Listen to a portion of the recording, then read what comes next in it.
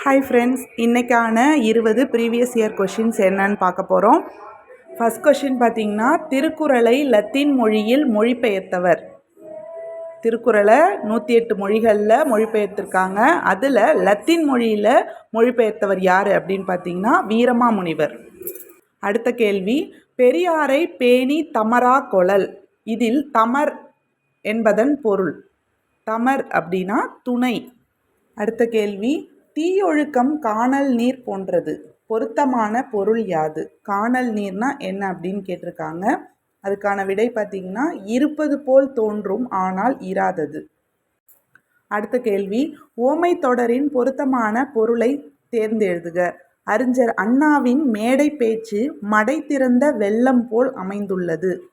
மடை திறந்த வெள்ளம் போல், இதுக்கான பொருள் என்ன அப்படின்னு கேட்டிருக்காங்க. அதுக்கான விடை தெளிவான சீரான பேச்சு. அடுத்த கேள்வி, கல்வி இல்லாத பெண்கள் கலர் நிலம் என்றவர் யார் சொல்லியிருக்காங்கன்னு பார்த்தீங்கன்னா பாரதிதாசன். அடுத்த கேள்வி, கீழ்கண்டவற்றுள் சரியான பழமொழியை கண்டறிக. கொடுத்துருக்க ஆப்ஷனில் பழமொழியை அப்படியே ஷஃபில் பண்ணி கொடுத்துருக்காங்க. அதில் எது கரெக்டாக அமைஞ்சிருக்கு அப்படின்னு கேட்டிருக்காங்க. கொடுத்துருக்கிறது எது கரெக்டாக இருக்குன்னா, நாம் ஒன்று நினைக்க தெய்வம் ஒன்று நினைக்கும். Option C.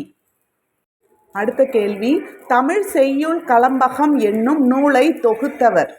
தமிழ் செய்யுள் கலம்பகம் யார் தொகுத்திருக்காங்க அப்படின்னு பார்த்தீங்கன்னா ஜியு போப்.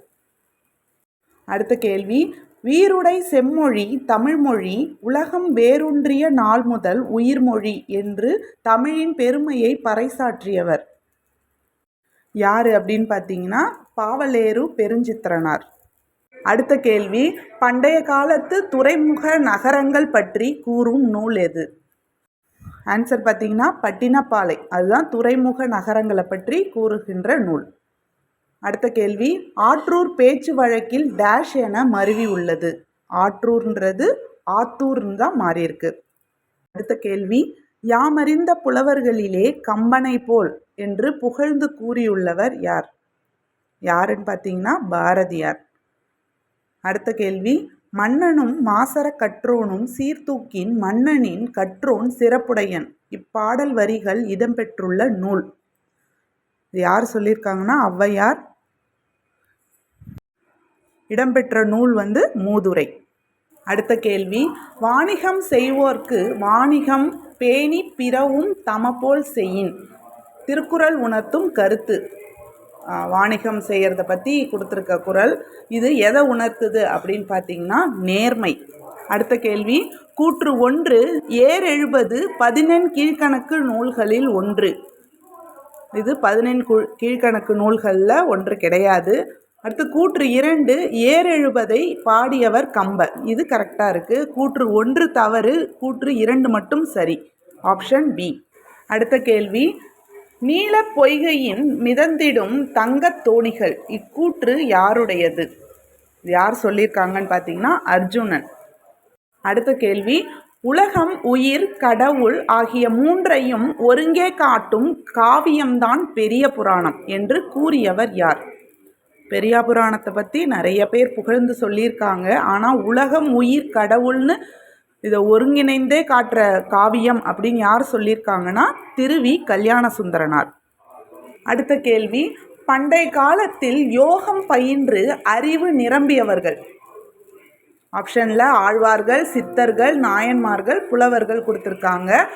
யோகம் பயின்று அறிவு நிரம்பியவர்கள் சித்தர்கள். அடுத்த கேள்வி, உழவர் பாட்டு என்று அழைக்கப்படும் நாட்டுப்புற பாட்டு. உழவர் பாட்டு பார்த்திங்கன்னா பல்லு பாட்டு. தொல்காப்பியத்தில் புலன்னு சொல்கிறதும் பல்லு தான். அடுத்த கேள்வி, சந்தி பிழையற்ற தொடரை கண்டறிக. கொடுத்துருக்க ஆப்ஷனில் எது சந்தி பிழை இல்லாமல் இருக்குது? பாலை குடித்து விட்டு பள்ளிக்கு புறப்பட்டான். ஆப்ஷன் ஏல சந்தி பிழைகள் இல்லாமல் கொடுத்துருக்காங்க. ஸோ கரெக்டாக இருக்கிறது பார்த்திங்கன்னா ஆப்ஷன் ஏ. அடுத்த கேள்வி, மரபு பிழைகளை நீக்கி எழுதுக. மரத்தில் குயிலுடைய ஒளிமரபு கூவும். குயில் கூவும்.